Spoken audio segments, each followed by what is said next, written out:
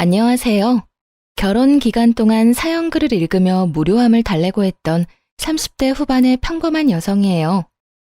글을 읽을 때는 시간을 때울 요량으로 읽었는데 이렇게 글을 쓰는 입장이 되니 이루 말할 수 없을 만큼 묘하고 착잡하네요.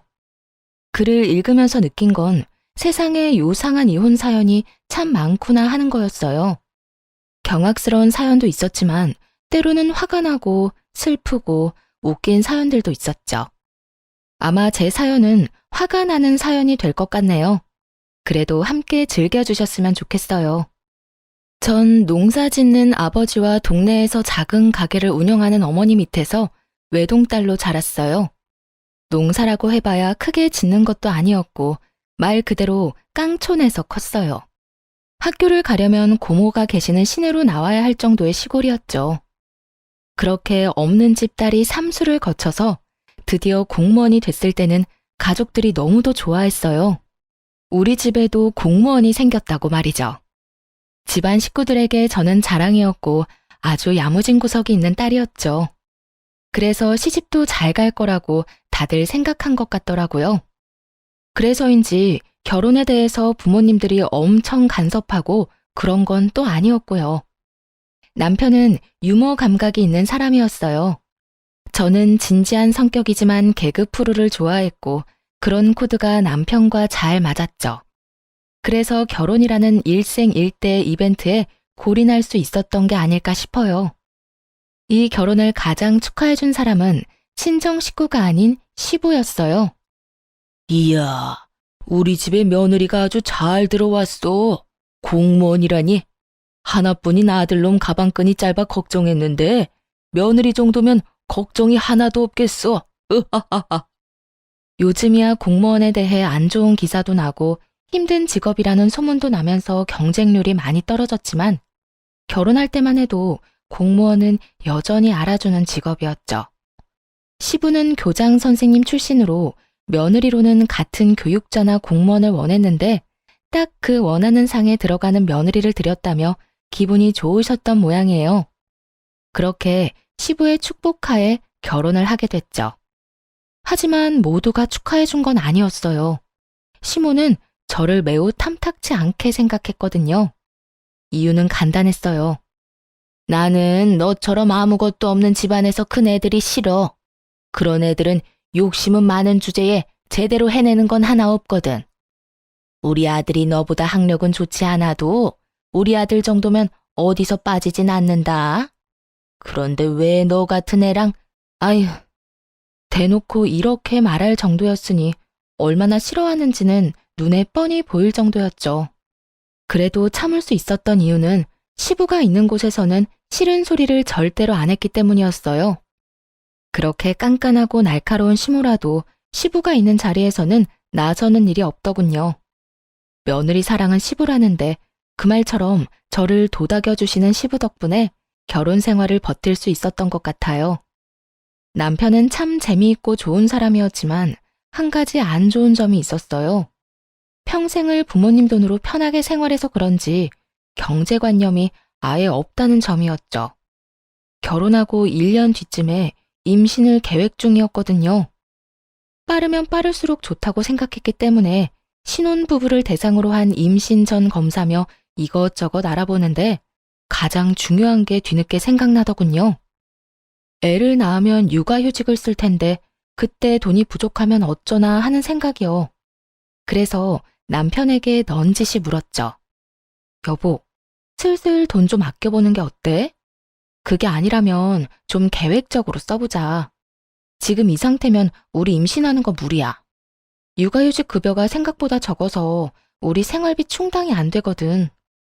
물론 남편이 줄였으면 가능한 일이었지만 그걸 굳이 말하지는 않았어요. 화를 돋우는 게 목적도 아닐 뿐더러 싸우고 싶지도 않았으니까요. 설득을 위해서는 조심스러울 필요가 있었죠. 그런데 남편은 진심으로 왜 그래야 하는지를 모르는 표정으로 되묻더군요. 육아휴직? 돈 없으면 엄마나 아빠한테 달라고 하면 되지 뭐가 걱정이야. 내가 다 알아서 받아줄게. 그 말을 듣는데 한숨부터 나왔어요. 시부가 돈이 꽤 많다는 건 알고 있었죠.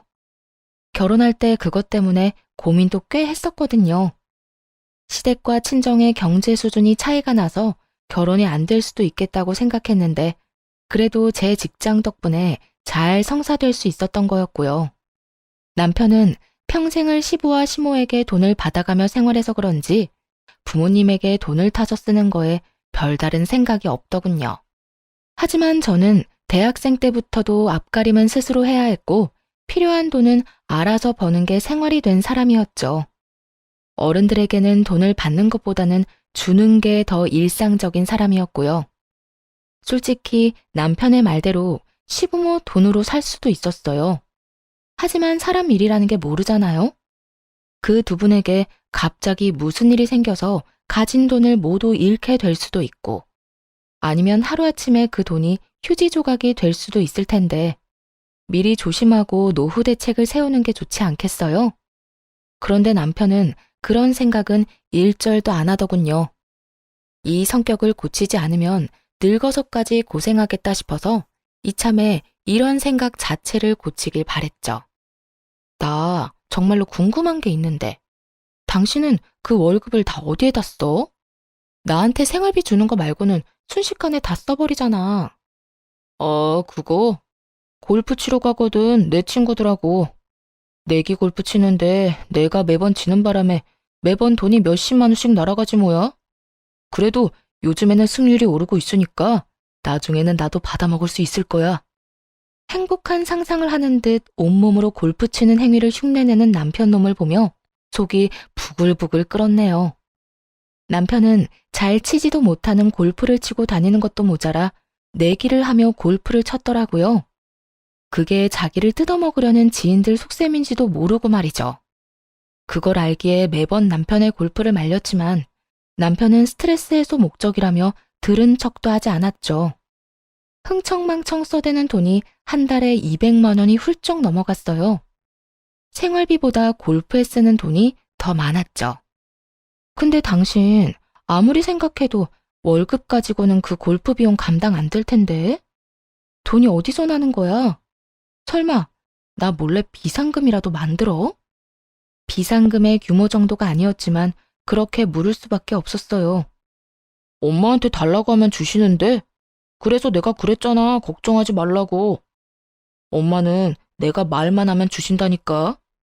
그럼 나 육아휴직으로 100만 원 넘게 월급 못 받으면 당신이 어머님한테 받아줄 거야? 지금 어머님한테 매달 100만 원씩 받는 거 그거 나한테 준다고? 아니, 그건 그거고. 육아휴직으로 못 받는 돈은 따로지. 계산 좀 확실하게 해, 여보. 200만 원은 받아야 각이 나오지. 정신 나갔어?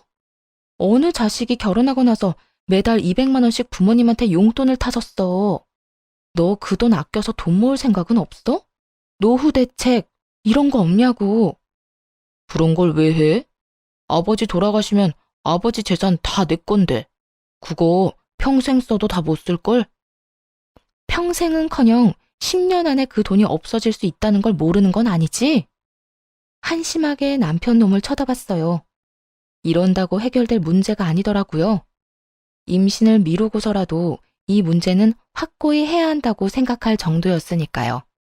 하지만 운명의 장난인지 꼭 이럴 때 임신이 되더군요. 막상 임신 사실을 알고 나니 아이를 위해서라도 어떻게든 해야겠다 싶었죠. 남편이 설득 안 되니 시모를 설득해야겠다 생각하고 남편 몰래 시모를 만나러 갔네요. 그래, 무슨 일로 만나자고 한 거니? 바쁘니까 용건만 간단히 해라. 네, 어머님이 남편한테 용돈으로 100만 원 정도 주시는 거요. 그거 혹시 남편 말고 저한테 맡기실 생각은 없으세요? 통장은 어머님이 가지고 계시면서 검사하시고 카드는 제가 받아서 관리를 할까 해서요. 어이가 없어서 너 지금 그 돈 욕심내는 거니? 이래서 내가 돈 없는 집안 애들은 싫다고 했는데 내가 도대체 너 뭘 믿고 그 돈을 맡겨? 네가 내 돈 아무렇게나 쓰는 거 보고 있으라고? 돈 욕심내는 게 아니고요. 만약 그게 싫으시면 아예 그 돈을 끊는 것도 괜찮은데 그렇게 해주실 수 있어요? 네가 뭔데 내 아들한테 주는 돈을 끊으라 말아야. 우리 집 며느리가 됐다고 우리 집 지갑까지 휘두르려고 하는 건 말도 안 되는 일이지. 아들이 필요하니까 돈을 달라고 하는 건데 내가 그걸 왜 안 줘? 이때다 싶어 시모에게 남편 통장 내역을 보여줬어요. 이게 뭐야? 이거 그의 통장 내역이에요. 여기 보이세요? 이 항목들 전부 내기 골프하다가 낸 비용이에요. 한 달에 거의 200만 원이 넘는 돈이 그 내기 골프에 나가요. 어머님이 주신 그 돈 포함해서요. 그제야 시모가 유심히 통장 내역을 살피더군요. 이상하지 않을 수 없죠. 딱 봐도 문제가 있는 상황이었으니까요. 생활비라고 저에게 보내준 100만 원을 제외하면 거의 다 레저와 유흥비로 쓰인 게 바로 눈에 보였거든요. 시모는 놀란 눈치였어요. 여태껏 아들에게 돈을 주기만 했지 돈이 어디에 어떻게 쓰이는지 몰랐던 모양이더라고요. 이게 내 아들 통장 내역이라고? 네, 저도 이 정도일 줄은 몰랐는데 확인해보니까 벌써 결혼 전부터 거액의 돈을 썼더라고요. 이게 해결되지 않으면 아버님한테 따로 연락드려야 할 것 같아서요. 근데 넌 도대체 뭘 해결하고 싶은 거니? 우리 아들이 돈 낭비가 심하다는 건 알겠지만 그렇다고 내가 돈을 안 주면 너희 집 생활도 부족한 거 아니야? 어차피 남편이 주는 생활비는 100만 원으로 고정되어 있고 저는 제가 내는 생활비 더해서 생활하면 돼요. 물론 돈을 모으는 게 제일 좋은데 그게 지금 안 되니까 어머님이 남편한테 돈 좀 모으라고 이야기 좀 해주시면 더 좋고요. 시모는 제가 남편의 낭비를 막아달라고 말하는 것에 꿍꿍이가 있다고 생각하는 것 같았어요. 마치 시부에게 잘 보이기 위해서 이런 말을 한다고 생각하는 것 같았죠. 탐탁치 않은 표정으로 그러더군요. 그래, 그러면 내가 그 카드 회수해 가마. 그렇지만 앞으로 이렇게 선 넘는 대화는 안 했으면 좋겠구나. 아들이 이렇게 돈을 흥청망청 쓰는 걸 알았으니 내가 봐주는 거야. 넌 며느리일 뿐이고 우리 집 돈에 관여할 자격은 없어. 알았니? 시모는 그렇게 경고하듯 말하고는 저를 쫓아냈고요. 뭐 나쁘지 않은 수학이었죠. 남편이 시모에게 받는 돈은 이제 사라질 것이고 그러면 낭비를 줄이려고 노력할 거라고 생각했으니까요. 일단 꼴 보기 싫은 내기 골프에 보내는 시간이 줄어들 거라는 것만으로도 다행스러운 일이었죠. 내기라는 게 결국 도박이잖아요. 그것만 안 해도 좋겠다 싶었거든요. 그렇게 시모가 돈을 줄이고 나서 예상대로 내기 골프 횟수는 줄어들었어요. 남편이 주말에 나가는 횟수를 확인해보면 바로 알 수 있었죠. 시모가 돈을 안 넣어주니 남편이 전화해서 한 소리를 하더군요. 엄마, 돈 없다는데 왜 돈을 안 넣어줘요? 나 필요한 데 있다고. 꼭 사야 할 물건이 있다니까. 남편 놈이 떼를 썼지만 시모가 받아주지 않은 모양이었어요. 그래서 주기 싫다는 거예요? 됐어요. 당분간 엄마 보러 안 갈 거니까 그렇게 알고 있으세요. 그리고 며칠이 지나지 않아 남편이 다짜고짜 따지고 들더군요. 야, 내가 정말 믿는 도끼에 발등 찍힐 줄 몰랐네. 설마 당신 우리 엄마더러 나한테 돈 주지 말라고 한 거야? 도대체 무슨 생각으로? 무슨 권리로 그딴 말을 해? 시모가 결국 저 때문에 돈을 안 준다고 말한 것 같더라고요. 태연하게 답했죠. 당신이 돈을 너무 많이 쓰니까 이야기했어. 그리고 어머님한테 돈을 주지 말라고 한 거 아니야. 내가 관리할 수 있게 해달라고 한 거지. 근데 그건 싫으시다네? 돈을 끊는 건 어머님이 선택한 거니까 어머님한테 말해. 괜히 내 탓하지 말고.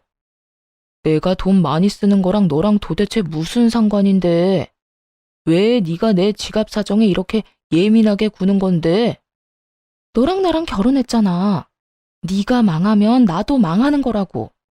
그러니까 안 망할 수 있게 내가 도와주는 거 아니야. 이런 식으로 돈 쓰다간 나중에 진짜로 망한다고. 너 모아둔 돈이라고는 한 푼도 없잖아. 내가 망할지 안 망할지 네가 어떻게 알아?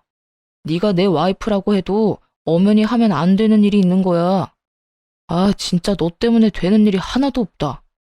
아버지 정정하신데 나중에 무슨 걱정이야? 지금 과소비 습관을 안 고치면 시부 재산을 물려받는다고 해도 순식간에 사라질 게 뻔했어요.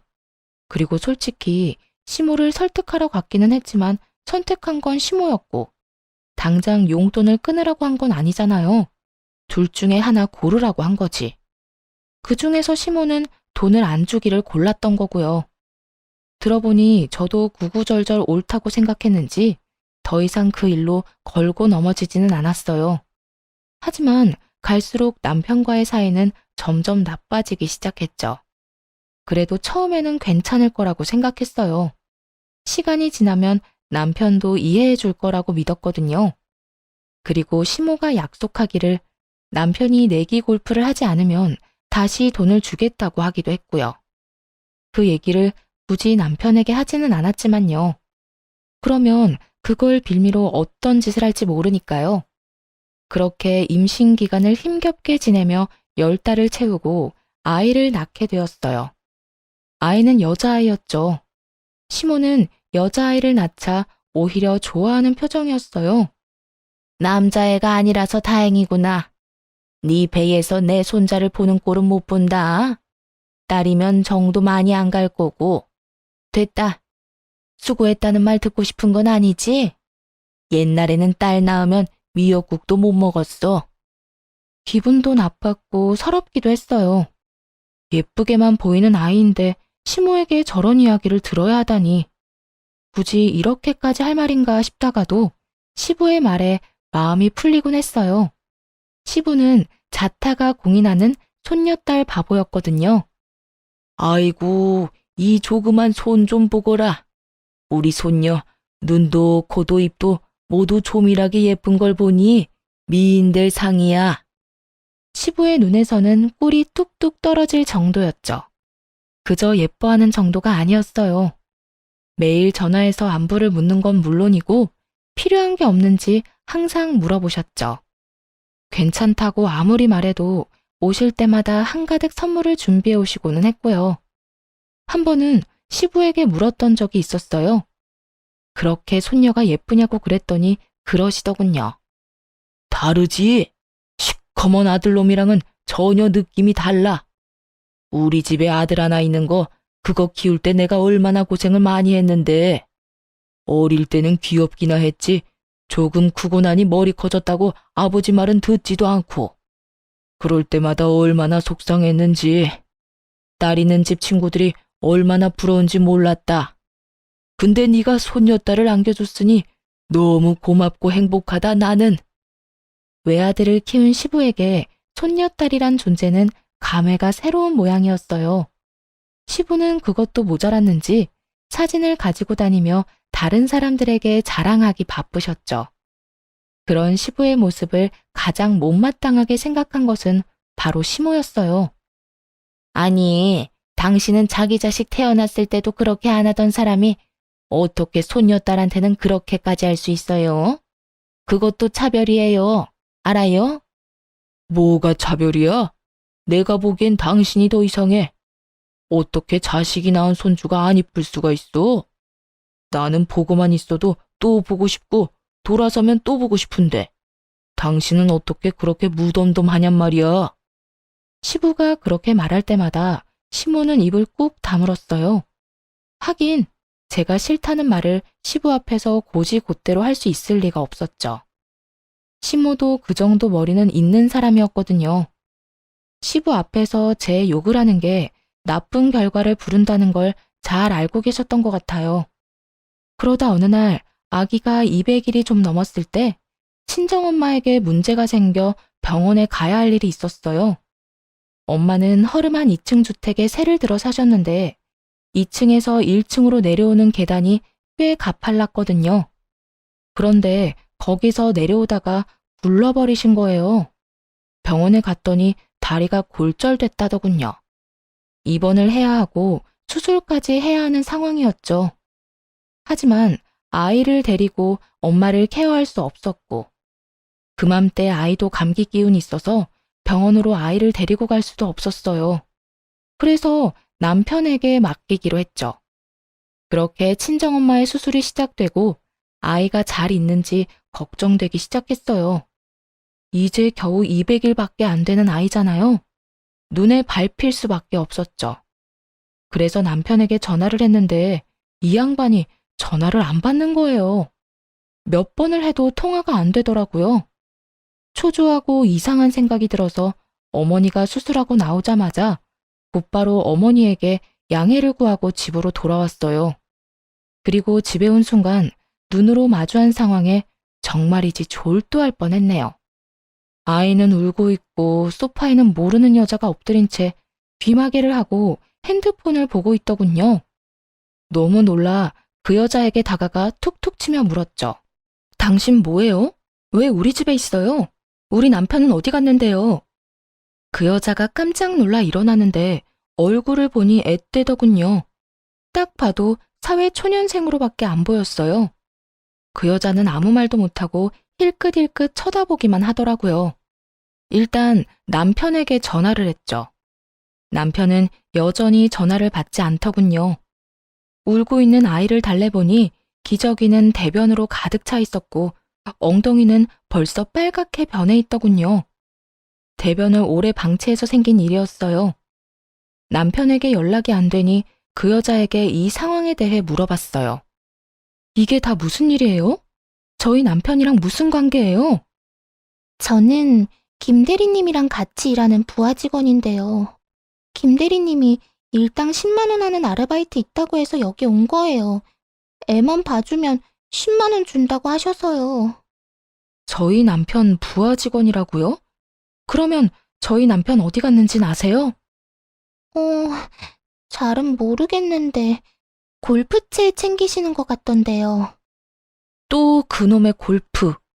이게 말이나 되나요? 아가씨, 근데 혹시 몇 살이에요? 저 24살이요. 애가 우는데 귀마개를 하고 있으면 어떡해요? 돈 받고 알바하는 거 아니었어요? 적어도 아이를 신경을 써주셔야죠. 달래보려고 했는데 뭐 때문에 애가 우는지 몰라서요. 그냥 놔두면 그친다고 해서 그냥 놔뒀어요. 누가 그런 정신 나간 말을 해요? 김 대리님한테 전화했더니 그냥 놔두면 된다고 하시던데요. 화가 머리끝까지 났어요. 결혼도 안 한 아가씨한테 애를 보라고 한 것도 웃기지만 우리 애를 맡기면서 울 때 그냥 놔두라는 말을 한 것도 정말 어이가 없었죠. 일단은 그 여자아이를 돌려보냈어요. 돈은 남편한테 받으라고 했죠. 그리고 남편이 올 때까지 기다렸어요. 오후 6시쯤 되니 남편이 집으로 들어오더군요. 아마 제가 돌아올 예정이었던 오후 7시보다 살짝 일찍 들어온 것 같더라고요. 본인이 골프 치러 갔다는 걸 들키지 않으려고 말이죠.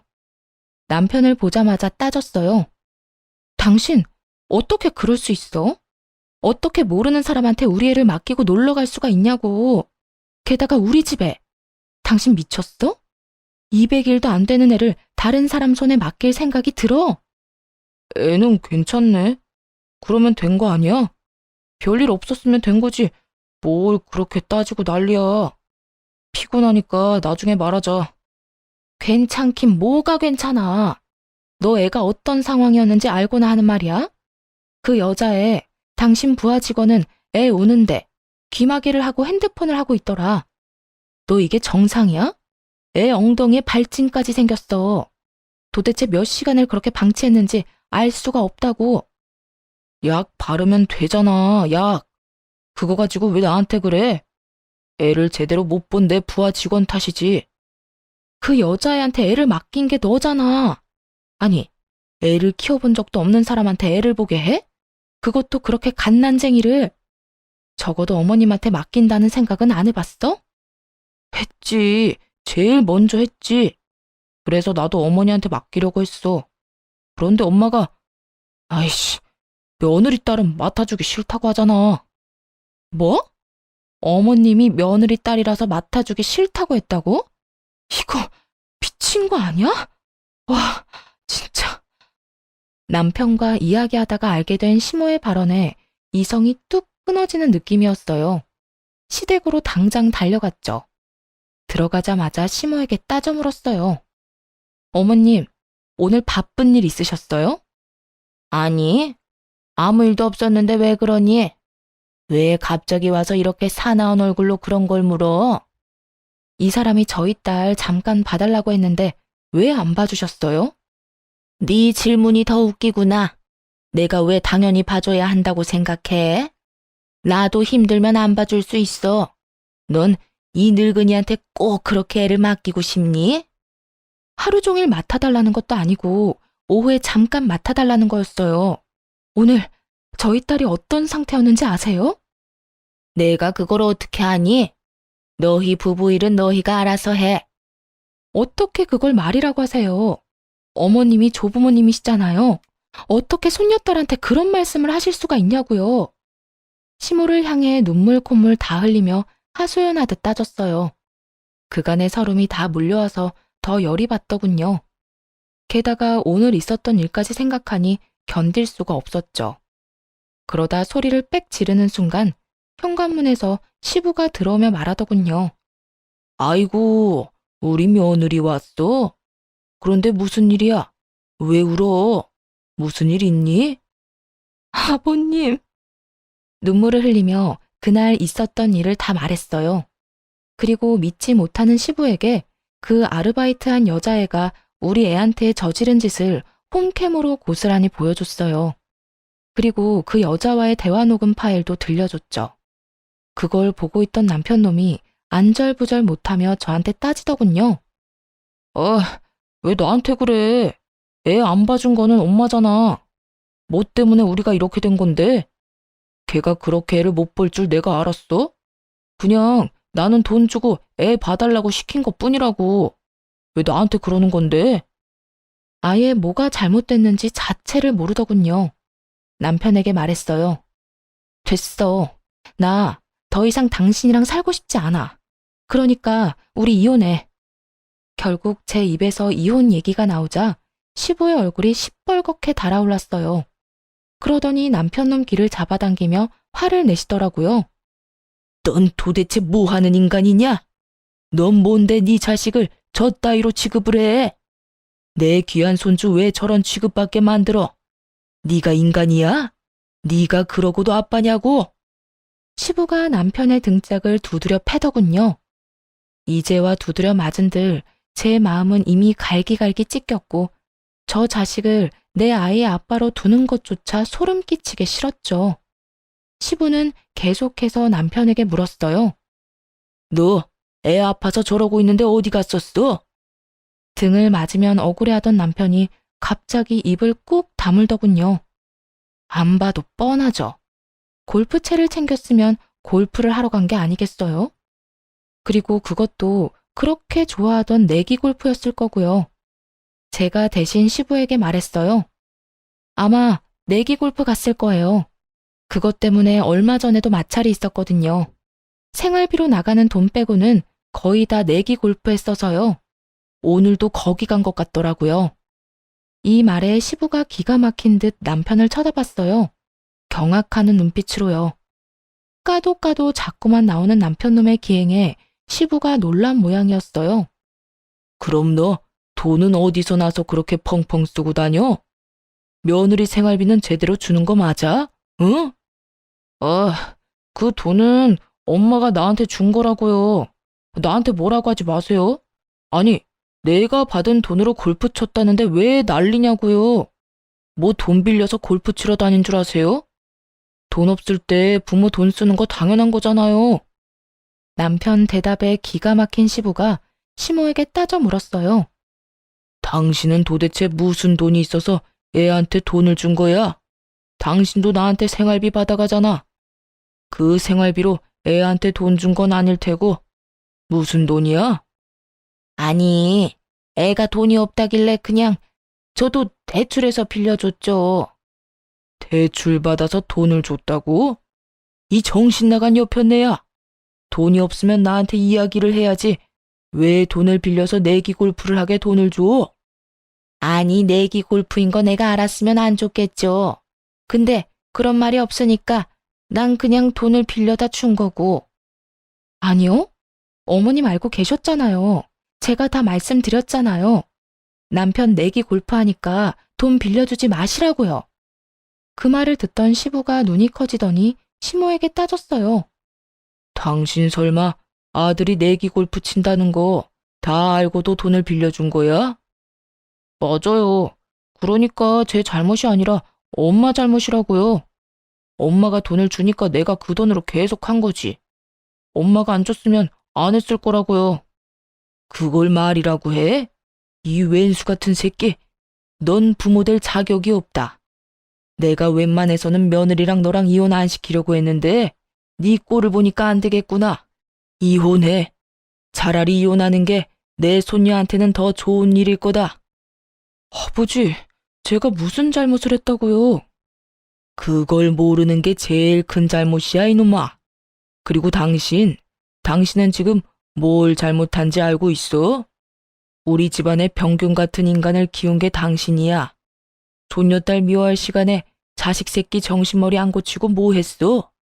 결국 시부가 두 사람에게서 카드를 뺏어버렸어요. 모두 시부 명의의 카드였거든요. 시모가 제발 돌려달라고 매달렸지만 시부에게는 통하지 않았죠. 시부가 귀신 같은 얼굴로 말하더군요. 앞으로 두 사람한테는 내가 직접 용돈을 줄 거야. 어디 가서 함부로 돈 빌렸다가는 그 즉시 집에서 호적 파버릴 테니까 알아서 해. 그렇게 상황이 끝났네요. 결국 남편과는 이혼했고 시부는 저를 회유하려 했지만 받아들일 여유가 없었어요. 남편 얼굴을 다시 보는 것조차 벅차고 힘든 일이었거든요. 간곡히 부탁하는 시부를 보며 저 역시 간곡히 말씀드렸어요. 아버님, 남편은 공동 양육자예요. 저한테 무슨 일 있으면 남편이 우리 아이를 책임져야 한다는 뜻이고요. 그런데 저렇게 책임감 없는 모습에 이미 질려버렸어요. 그리고 앞으로도 믿을 수 없을 것 같아요. 제 마음 알아주셨으면 좋겠어요. 손녀딸을 누구보다 아끼는 시부는 말의 뜻을 정확하게 알아들으셨어요. 결국 시부가 제 의견을 존중해 주셨고요. 그런데 이혼 소송할 때까지도 정작 남편 놈은 태평하더라고요. 앞으로의 일들은 시부가 알아서 해줄 거라고 생각하는 모양이었죠. 사실 저도 그렇게 생각했고요. 시부가 합의를 해줄 수 있겠느냐며 찾아왔었거든요. 아가, 네가 많이 상처받고 힘든 건 나도 잘 안다. 그렇지만 그 미친놈도 내 자식이고 여기엔 내가 알고 지내는 사람이 많아.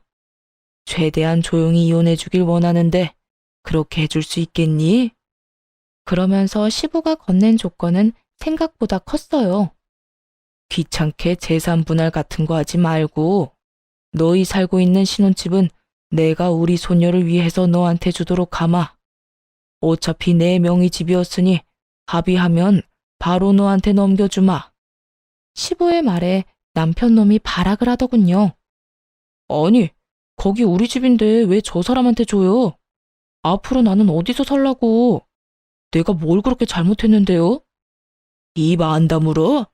야, 이렇게 된 게 다 네 탓이잖아. 넌 우리 집으로 다시 들어가야지. 그 정신머리 뜯어고치려면. 시부의 그 말에 남편 얼굴이 하얗게 질리더군요.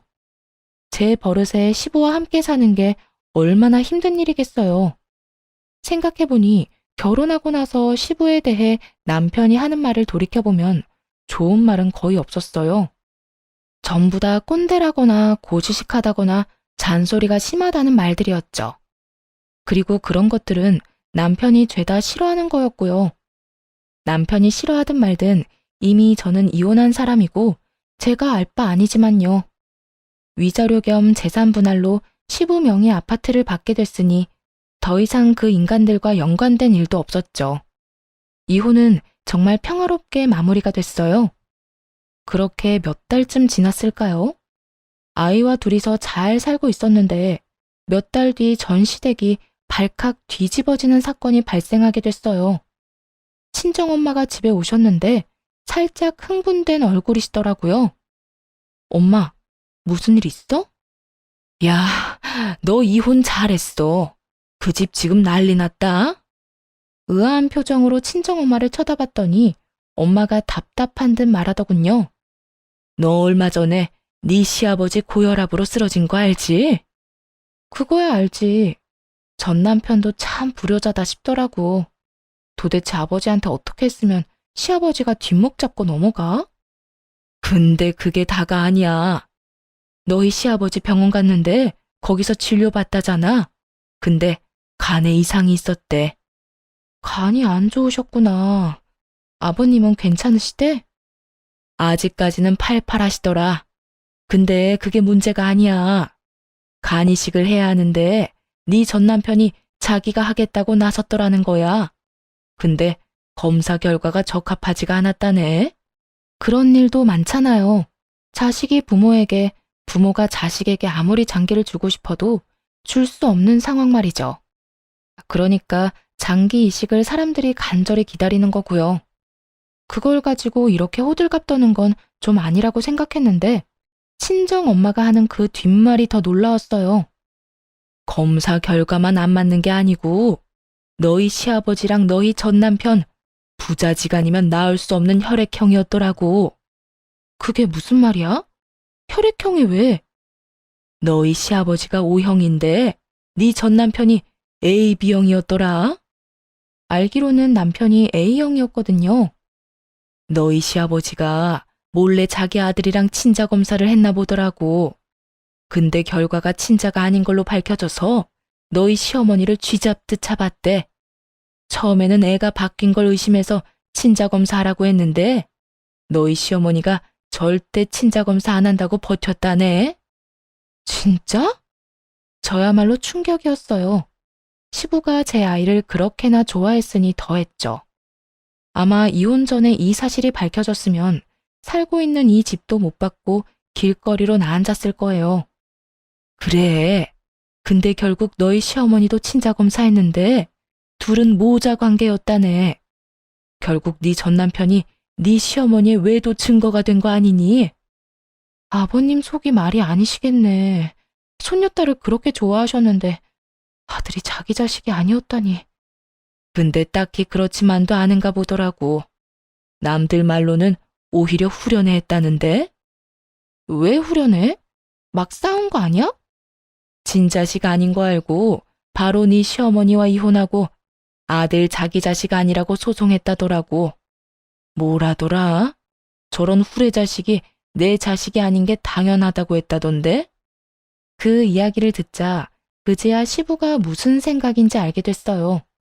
시부에게 사고만 치는 아들은 죽을 때까지 데리고 가야 할 애물단지나 마찬가지였는데 자기 자식이 아니니 차라리 떼어내는 편이 시부에게는 더 나은 선택이었던 거죠.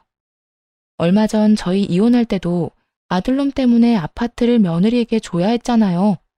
게다가 애물단지 아들 껴안고 살게 됐고 마누라는 마누라대로 지 자식 사고 치는 거 막을 생각은 조금도 안 하고 오히려 나쁜 길로 인도하기까지 했으니 시부 입장에서는 둘 다 자기에게 전혀 도움 안 되는 인간들인 거죠.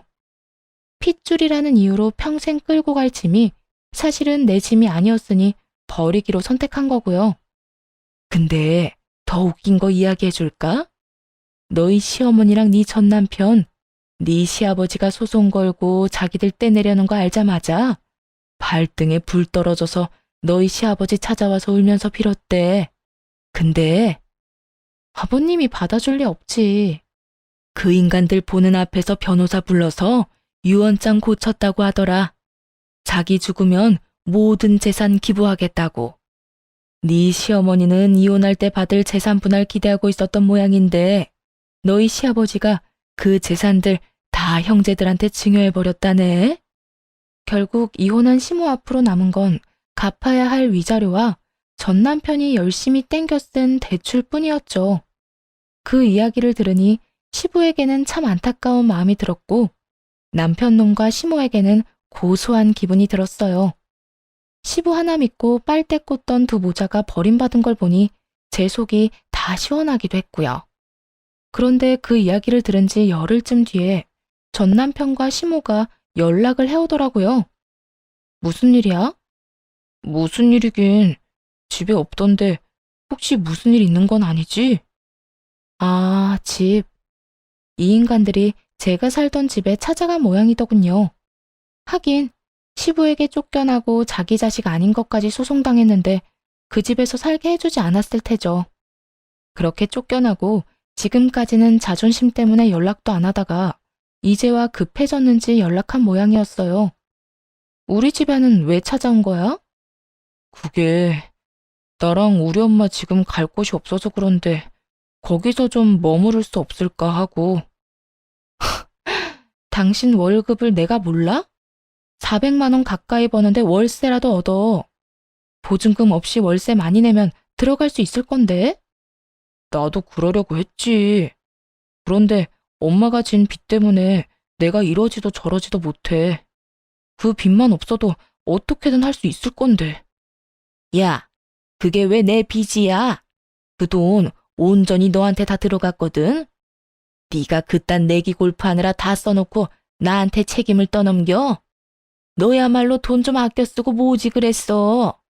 네 와이프가 돈 주지 말라고 했을 때 내가 그만뒀어야 했는데. 그럼 왜 줬어요? 내가 내기 골프한다고 와이프가 알려줬다며. 그거 알고도 준 건 엄마 탓이지. 그리고 엄마가 아빠 두고 바람만 안 피웠어도 우리가 쫓겨날 일은 없잖아. 그 이야기가 왜 갑자기 나와? 이렇게 쫓겨나게 된 건 네가 그 양반한테 밉보였기 때문이잖아. 애초에 며느리랑 싸우지만 않았어도 네 아버지가 고혈압으로 쓰러질 일 없었겠지. 그게 왜 내 잘못인데요? 엄마가 아무 남자나 막 만나고 돌아다니다가 이렇게 된 거 아니야. 난 아버지한테 내 장기까지 주려고 했다고요. 네가 애초에 돈이랑 애 문제로 네 아버지랑 싸우지만 않았어도 기른 정이라도 생각해서 받아줬겠지. 네가 행실을 잘 못하니 네 아버지도 너한테 오만정이 다 떨어진 거 아니야? 전화해놓고 핸드폰 너머로 둘이서 아주 귀에 피가 나게 싸우더군요. 그렇게 단 둘뿐인 핏줄이 서로를 탓하며 소리 지르는 걸 보니 웃기기도 하면서 짜증도 나더군요. 싸울 거면 전화 끊고 해. 잠깐만. 본론 아직 이야기 안 했어. 월세 얻을 돈도 없어서 당신한테 전화했지. 우리 딸이면 내 딸이기도 하잖아. 그래도 내 핏줄인데 이렇게 갈라지는 것도 아닌 것 같고. 우리 엄마도 이제 우리 딸 인정할 거고. 우리 딸은 당신 엄마 인정 필요 없어. 끼고 자빠졌네. 야, 네가 뭔데? 너희 엄마가 뭔데? 어디서 내 새끼를 인정하고 말고야? 내 딸이잖아. 나도 내 딸 볼 자격 있어. 그럼 밖에서 봐. 그리고 그 집 이미 내가 팔았거든? 그러니까 그 앞에 죽치고 앉아봐야 소용없어. 뭐? 네가 뭔데 우리 아빠 집을 팔아? 전 남편이 화내며 어이없다는 듯 묻더군요. 애랑 둘이 살기엔 집이 크기도 하고 거기서 이혼을 했으니 재수가 없어서 집을 옮겼거든요. 직장에도 지점을 옮겨달라고 요청해서 친정과 가까운 곳으로 정근까지 신청해서 왔죠. 이제와 생각하니 집을 옮긴 게 정말 잘한 거였더라고요. 처음에는 살던 곳을 떠나는 게 좋은 선택이라고 생각하진 않았거든요. 어쩔 수 없이 이사한 거였는데 다행이었죠. 이 인간들이 들러붙을 상황이 사라졌으니까요. 게다가 상황 파악이 안 되는지 이제는 자기 아빠가 아닌데도 아빠라고 하더군요. 친생부인 소송을 통해 시부가 자기 아버지가 아닌 걸로 확정이 됐는데도 여전히 정신을 못 차린 모양이었죠. 그래서 따끔하게 일침을 놓았네요. 누가 너희 아빠야. 소송하고 아버님이랑 남 됐잖아. 그리고 그 집은 이혼할 때 내가 받은 거거든.